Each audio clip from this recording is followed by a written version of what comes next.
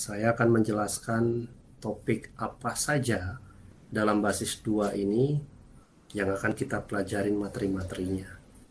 Jadi ini adalah nanti materi-materi yang kita pelajarin selama semester 2 pada mata kuliah basis data 2. Jadi basis data 2 ini lanjutan dari basis data yang pertama. Oke, mengapa kita ada di sini? Di semester ini kita hanya belajar menyimpan data, tapi bagaimana kita mengelolanya secara profesional. Jadi tidak hanya belajar menyimpan data,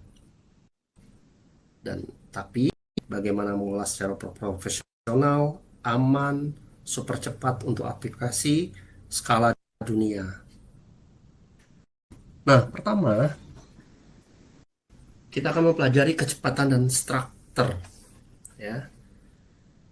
Struktur si database itu review DBMS, bagaimana cara sistem tanpa teknis yang berat. Terus kita juga mempelajari konsep indeks, bagaimana mencari data secepat kilat seperti daftar isi buku. Ini akan kita pelajarin. Berikutnya, materi berikutnya adalah penguasaan SQL lanjutan. Nah, itu kita mempelajari join dan subquery. Kemarin di basis data 1 kita juga sudah mempelajari join, tapi ini lanjutannya, menyatukan kepingan informasi dari berbagai tabel menjadi satu laporan utuh yang bermakna. Terus membuat view, membuat ringkasan tabel yang dinamis untuk memudahkan akses data yang sering digunakan. Materi berikutnya adalah integritas dan transaksi, itu ASIT. Itu prinsip atomicity, konsistensi, isolation, dan durability. Memastikan transaksi bank tidak pernah setengah jalan. Bagaimana database melayani pengguna sekaligus tanpa saling bertabrakan. Jadi tidak ada konkurensi gitu ya. Jadi bagaimana pengelolaan database tapi jika diakses jutaan pengguna, itu ASID. Berikutnya adalah ketahanan terhadap bencana. Bagaimana cara membackup data sebelum tercapar buruk. Kita akan belajar cara sederhana, namun ini adalah vital. Terus bagaimana mereka cepat, bagaimana mengembalikan data yang rusak ke kondisi normal dalam waktu sesingkat mungkin. Berikutnya adalah database dan aplikasi. Di sini bagaimana mengintegrasikan sistem. Kita memahami bagaimana aplikasi HP atau aplikasi laptop itu berbicara atau interkoneksi ya dengan database di server. Konsep interaksi aplikasi tanpa harus pusing dengan coding yang rumit terlebih dahulu. Jadi nggak ada istilahnya coding-coding yang terlalu rumit di sini. Database dan interaksi antara database dan aplikasi.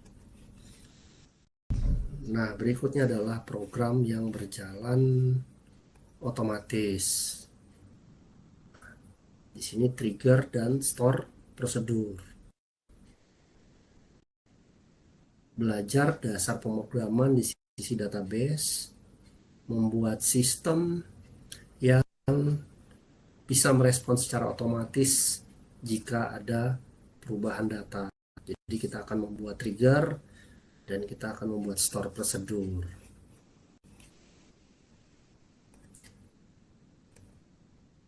Berikutnya adalah cloud dan skalabilitas. Nah, ini bagaimana mengenal layanan cloud database modern, belajar bagaimana data disalin, replikasi ke berbagai penjuru dunia agar sistem tetap nyala 24 jam ya.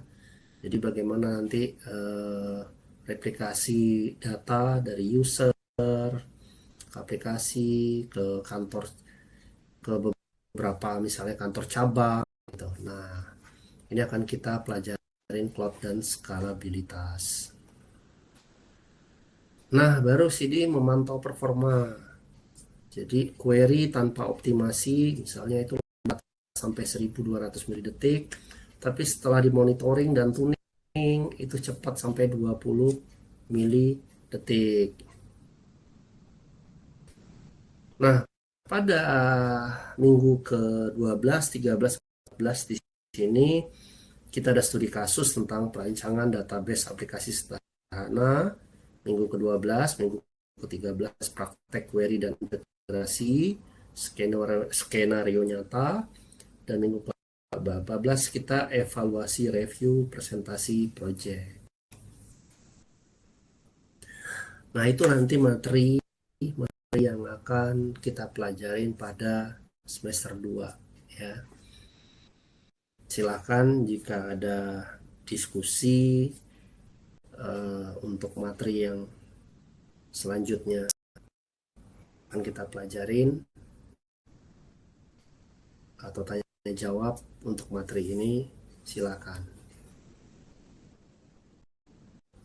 Saya tutup dengan wabillahi taufik walhidayah. Wassalamualaikum warahmatullahi wabarakatuh.